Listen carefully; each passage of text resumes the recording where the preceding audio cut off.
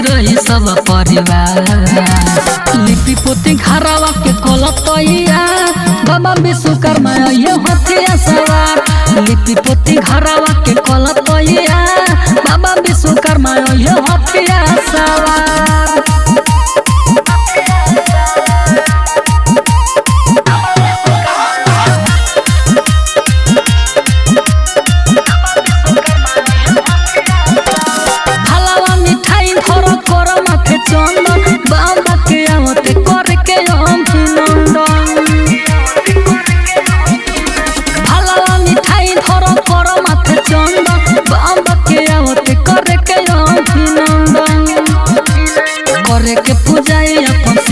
झुकाई उनका तीरथ से दुआरा बका।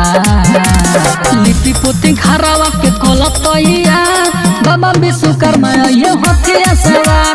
लिपि पोती घरवा के कोलतैया बाबा विश्वकर्मा ये हथिया सवार।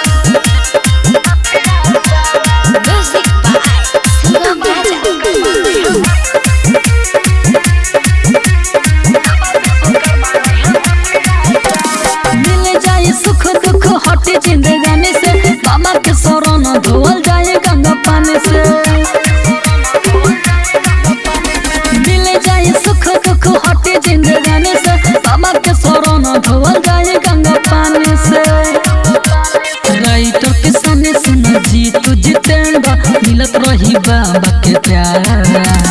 लिपि पोती घरवा के कोलतैया बाबा विश्वकर्मा ये हथिया सवार। लिपि पोती घरवा के कोलतैया बाबा विश्वकर्मा ये हथिया सवार।